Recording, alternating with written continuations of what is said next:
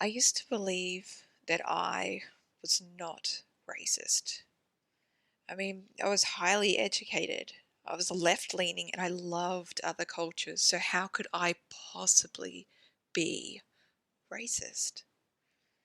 But then I got racially sober and I realized that I am racist because I live in a racist society.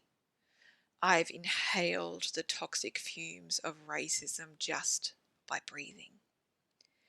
Every act of racial violence, stereotyping, racist jokes, the I'm not racist but, the media misrepresentations, the cultural appropriation, the lack of representation, all of it toxic. It's my job to consciously and intentionally weed out the racism that infected me so that it does not harm others. I will have to continue doing this work for the rest of my life. I will have to learn and unlearn and keep doing better. Angela Davis says it is not enough to not be racist. We must be anti-racist. At the start of becoming anti-racist, you may find yourself indignant, aghast, angry, disbelieving. You may cry a lot and feel your sense of self as a good person crumbling. You may also find yourself saying things like, I don't see colour, but all lives matter. But I'm not racist because not all white people. Racism works both ways. I'm too busy to think about this. Well, I don't see it as racism because, and much, much more. It's almost like a script, and it is because that's the white supremacy inside you desperately trying to stay alive. It really is like a malignant virus. Keep learning, keep listening, keep turning up to take away its control of you and to become a whole-hearted human. I will not debate racism. Black lives are at stake. Instead, I want you to know that we can do this and we must. We must learn, grow, and do better. If you're ready to be anti-racist and to continue to weed out that virus inside you, the virus of white supremacy, if you like, come on over to leoniedawson.com/racism. It's a long blog post of resources that I created 2 years ago and I've been adding to ever since, of some of the best books and learning resources that I've had as I've learned about this. I want you to know that I am 100% not fucking perfect and that I wish that I had learned about this so much sooner than I did, and I wish that I could be perfect at this. But there's no such thing as perfection, and instead, what we need to do is forget our egos and just be willing to be wrong and be a beginner.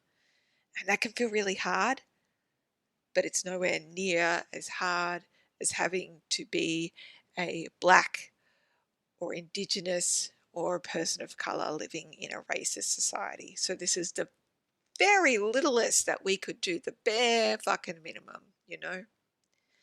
So I want you to know, if you've got a voice coming inside you that's like, but I'm the least racist person on earth, or I'm not racist because, or whatever, just park that and instead just start listening. So it's really like, what I found really useful was just a little bit of shushy shushy from my mouthy and a little bit of peel the ears open and open the eyes and start listening to other people's stories and learn about racism from the people who experience it. So there's more books over on my blog post, leoniedawson.com/racism, but I'll tell you some now for you to get started with. White Fragility, Why It's So Hard for White People to Talk About Racism by Robin DiAngelo. Me and White Supremacy by Layla Saad. I'm Still Here by Austin Channing Brown. White Spaces, Missing Faces, Why Women of Color Don't Trust White Women by Catrice Jackson. This Will Be My Undoing by Morgan Jenkins. There's so many incredible teachers about this and resources. I do want to say, I think it's really important, especially as you begin this learning journey, when you go to Black, Indigenous, and people of colour to learn from them, do not expect that training for free. Pay them. Do not end up in their private messages. Do not DM them wanting to debate about racism. Just fucking listen. Just open up your heart and open up your ears and listen and learn and let them take the stage, and you will be expanded and you will grow, and it's going to be some of the most important soul and personal development work that you'll ever do in your lifetime.